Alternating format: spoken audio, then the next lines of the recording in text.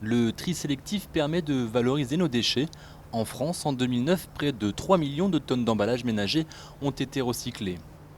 Toutefois, nous produisons encore 20 millions de tonnes d'ordures ménagères résiduelles par an. Ces poubelles où sont mélangées nourriture, pots de yaourt, films plastiques et autres. Des déchets qui finiront généralement incinérés ou enfouis. Pourtant, selon l'ADEME, 40% du poids de ces poubelles sont des déchets organiques, donc compostables. La communauté d'agglomération de Cergy-Pontoise, qui regroupe 12 communes, a instauré une collecte hebdomadaire spéciale biodéchets pour l'habitat pavillonnaire. Chaque Cergy-Pontain qui en habitat pavillonnaire dispose d'un bioseau, c'est une poubelle 30 litres grise, dans lequel il peut mettre tous ses déchets fermentescibles, donc c'est les déchets de préparation de repas. Et puis il dispose aussi de environ 45 sacs par an de sacs papier, dans lequel il peut mettre ses déchets verts. Nous avons suivi la collecte pendant près d'une heure et n'avons vu qu'un seul bioseau. Mais difficile de juger la quantité de déchets de cuisine réellement collectés, et pour cause, ils sont souvent mis dans les sacs de déchets verts.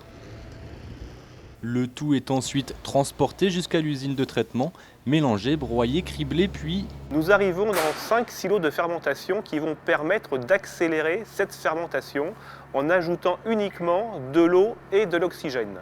et après 5 semaines de fermentation, le produit à nouveau criblé puis affiné est prêt à être réutilisé. Le compost repart chez les agriculteurs pour renourrir les champs. Et aussi, on profite d'en donner régulièrement lorsqu'il y a des manifestations au niveau de la communauté d'agglomération aux particuliers. Comme ça, avec leurs propres déchets, ils se retrouvent avec un produit qui leur permettra aussi d'améliorer leur jardin, leur potager.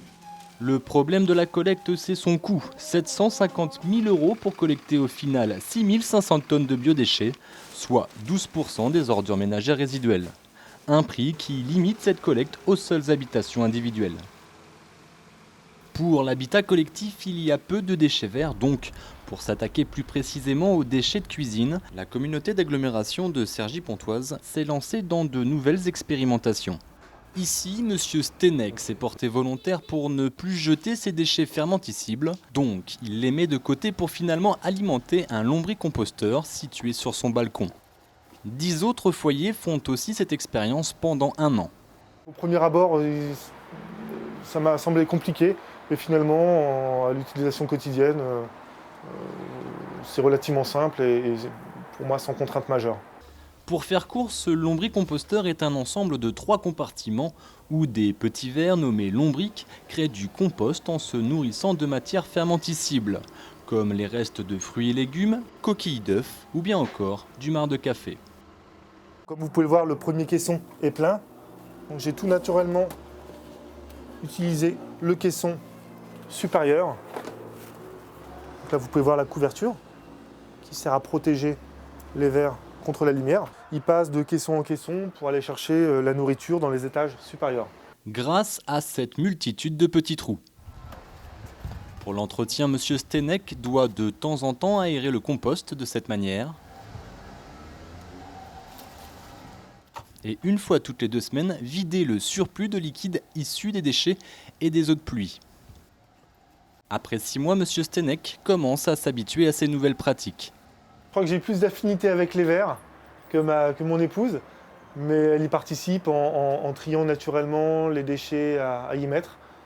Et voilà, on se partage équitablement la tâche de nos nouveaux compagnons. Toujours sur la communauté d'agglomération de Cergy-Pontoise, un autre test est en cours dans l'habitat collectif. Les habitants de 25 appartements de cet immeuble descendent leurs déchets de cuisine au sous-sol, comme M. Rollet, dans le local à poubelle. Ici, il trouve un seau spécial biodéchets. Lorsque celui-ci est rempli, chacun est supposé volontairement aller le vider à l'extérieur. Au pied de l'immeuble, les habitants disposent d'un composteur. Le seau rempli de déchets organiques y est vidé. Et le compost doit être régulièrement entretenu. Il faut un équilibre entre les matières azotées, les matières humides et les matières carbonées, les matières plus sèches avec un petit peu de brindilles et faire en sorte que le compost soit remué régulièrement.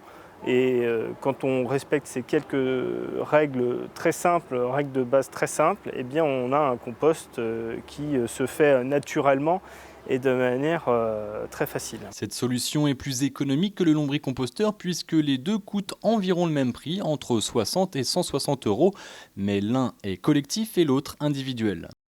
Encore faut-il disposer d'un petit bout de jardin car les déchets reposent directement sur le sol. On peut le constater, la guerre contre l'enfouissement ou l'incinération des déchets de cuisine a bien commencé. Mais la route va être longue, même cette communauté d'agglomération, dynamique dans ce domaine, ne propose aucune solution pour la restauration collective, comme les établissements scolaires pourtant gros producteurs de déchets organiques.